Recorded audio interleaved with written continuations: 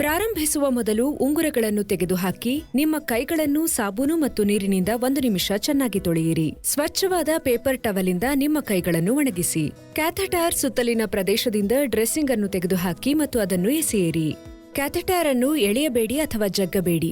Self adhesive dressing ಅನ್ನು ತೆಗೆದುಹಾಕುವಾಗ ಚರ್ಮದ ಬಗ್ಗೆ ಗಮನ ನೀಡಿ.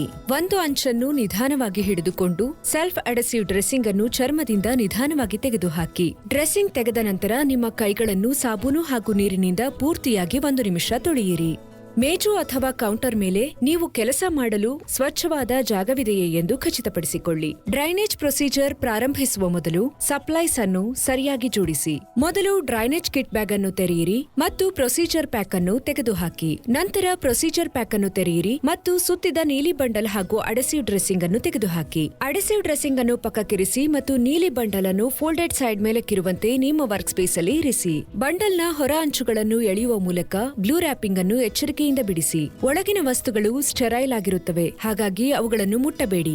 ಬಿಚ್ಚಿದಾಗ ಬ್ಲೂ ರ್ಯಾಪಿಂಗ್ ನ ಒಳಭಾಗವು ಸ್ವಚ್ಛವಾದ ವರ್ಕ್ ಸ್ಪೇಸ್ ಒದಗಿಸುತ್ತದೆ. ಚೀಲದಿಂದ ಡ್ರೈನೇಜ್ ಬಾಟಲ್ ಮತ್ತು ಕನೆಕ್ಟೆಡ್ ಡ್ರೈನೇಜ್ ಲೈನ್ ಅನ್ನು ತೆಗೆದುಹಾಕಿ ಮತ್ತು ಮೇಜಿನ ಮೇಲೆ ಬ್ಲೂ ರ್ಯಾಪಿಂಗ್ ಬಳಿ ಬಾಟಲ್ ಅನ್ನು ಇರಿಸಿ.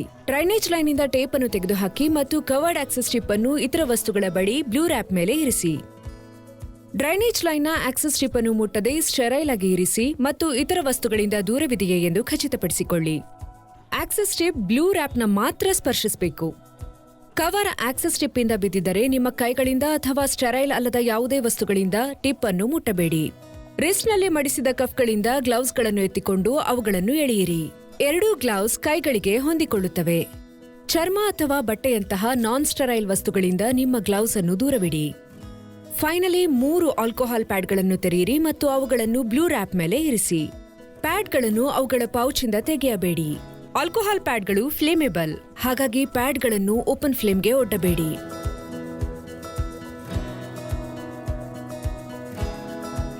ನೀವೀಗ ಫ್ಲೂಯಿಡ್ ಹೊರಹಾಕಲು ಡ್ರೈನೇಜ್ ಲೈನ್ ಮತ್ತು ಕ್ಯಾಥೆಟರ್ ಅನ್ನು ತಯಾರಿಸಲು ಸಿದ್ಧರಿದ್ದೀರಿ. ಕ್ಲಾಂಪ್ ಮೇಲಿನ ಚಕ್ರವನ್ನು ಬಾಟಲ್ ಕಡೆಗೆ ತಿರುಗಿಸುವ ಮೂಲಕ ಕ್ಲಾಂಪ್ ಅನ್ನು ಸಂಪೂರ್ಣವಾಗಿ ಮುಚ್ಚಿ. ನೀವು ರೆಡಿ ಆಗೋ ತನಕ ಕ್ಲಾಂಪ್ ಡ್ರೈನೇಜ್ ಶುರು ಆಗೋದನ್ನ ತಡೆಯುತ್ತೆ. ಡ್ರೈನೇಜ್ ಮಾಡದಿರುವಾಗ ಡ್ರೈನೇಜ್ ಲೈನ್ ಮೇಲಿನ ಕ್ಲಾಂಪ್ ಅನ್ನು ಪೂರ್ತಿ ಮುಚ್ಚಬೇಕು, ಇಲ್ಲದಿದ್ರೆ ಬಾಟಲಿಯಲ್ಲಿರುವ ವ್ಯಾಕ್ಯೂಮ್ ಕಳೆದು ಹೋಗಬಹುದು. ಟಿಪ್ ಬಳಿ ಇರುವ ಡ್ರೈನೇಜ್ ಲೈನ್ ಅನ್ನ ಎತ್ಕೊಳ್ಳಿ. ಕವರ್ ಅನ್ನ ತಿರುಗಿಸಿ ಮತ್ತು ಎಳೆಯಿರಿ.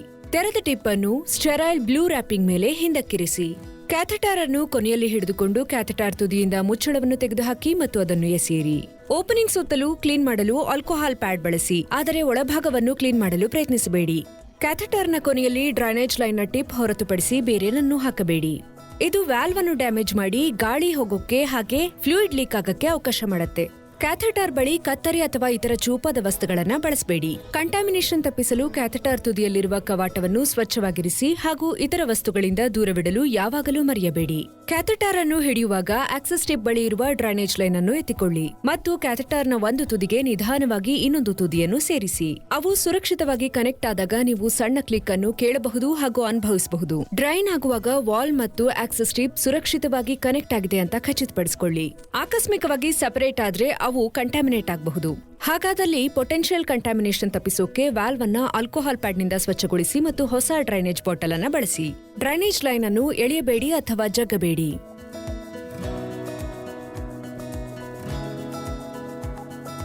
ಪ್ಲೂರೆಕ್ಸ್ ಡ್ರೈನೇಜ್ ಬಾಟಲ್ಗಳು ಆಕ್ಟಿವ್ ವ್ಯಾಕ್ಯೂಮ್ ಟೆಕ್ನಾಲಜಿಯನ್ನ ಬಳಸುತ್ತೆ.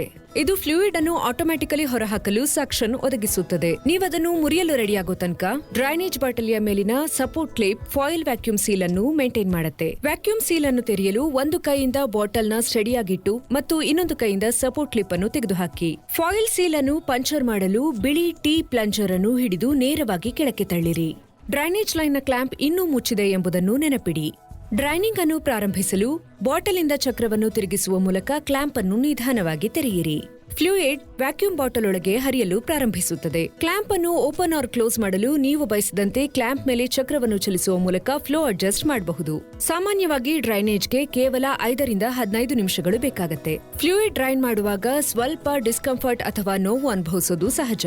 ಡ್ರೈನಿಂಗ್ ಮಾಡುವಾಗ ನಿಮಗೆ ಡಿಸ್ಕಂಫರ್ಟ್ ಅಥವಾ ನೋವು ಅನುಭವ ಆದ್ರೆ ಕೆಲವು ನಿಮಿಷಗಳ ಕಾಲ ಫ್ಲೂಯಿಡ್ ಫ್ಲೋ ನಿಧಾನಗೊಳಿಸಲು ಅಥವಾ ನಿಲ್ಲಿಸಲು ರೋಲರ್ ನಲ್ಲಿ ಚಕ್ರವನ್ನು ಸುತ್ತಿಕೊಳ್ಳಿ ಬಾಟಲ್ ಕಡೆಗೆ ಕ್ಲಾಂಪ್ ಮಾಡಿ.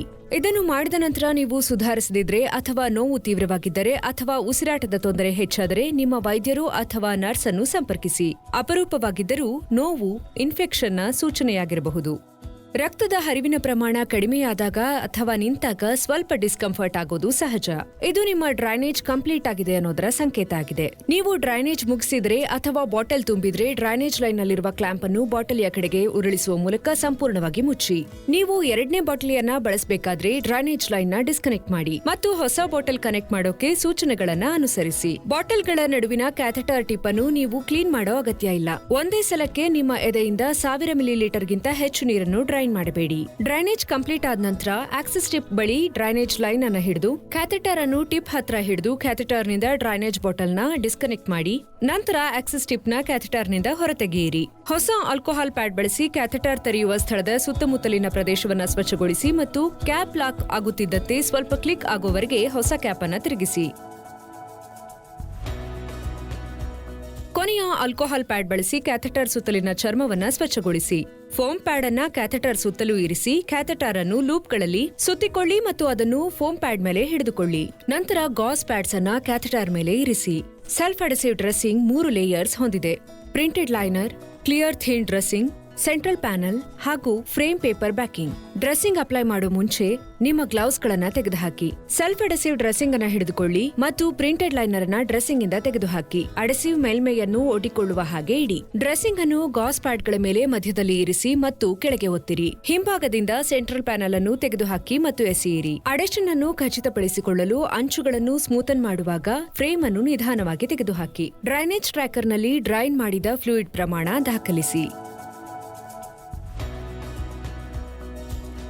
ಬಾಟಲಿಯಲ್ಲಿ ಉಳಿದಿರುವ ಯಾವುದೇ ವ್ಯಾಕ್ಯೂಮ್ ಅನ್ನು ಬಿಡುಗಡೆ ಮಾಡಲು ಚಕ್ರವನ್ನು ಬಾಟಲಿಯಿಂದ ದೂರಕ್ಕೆ ತಿರುಗಿಸುವ ಮೂಲಕ ಡ್ರೈನೇಜ್ ಲೈನ್ ನಲ್ಲಿರುವ ಕ್ಲಾಂಪ್ ಅನ್ನು ತೆರೆಯಿರಿ. ಬಾಟಲ್ ಕಡೆಗೆ ಕ್ಲಾಂಪ್ ಅನ್ನು ಸರಿಸುವ ಮೂಲಕ ಡ್ರೈನೇಜ್ ಲೈನ್ ಮೇಲಿನ ಕ್ಲಾಂಪ್ ಅನ್ನು ಸಂಪೂರ್ಣವಾಗಿ ಮುಚ್ಚಿ. ಬಾಟಲ್ ಓಪನರ್ನ ರೌಂಡೆಡ್ ಅಂಚಿನ ಕೆಳಗೆ ನಿಮ್ಮ ಹೆಬ್ಬೆರಳುಗಳನ್ನು ಇರಿಸಿ. ಬಾಟಲ್ ಓಪನರ್ ಮತ್ತು ಫ್ಲೆಕ್ಸಿಬಲ್ ಕ್ಯಾಪ್ ಅನ್ನು ತೆಗೆದುಹಾಕಿ. ದೃಢವಾಗಿ ಮೇಲಕ್ಕೆ ಒತ್ತಿರಿ.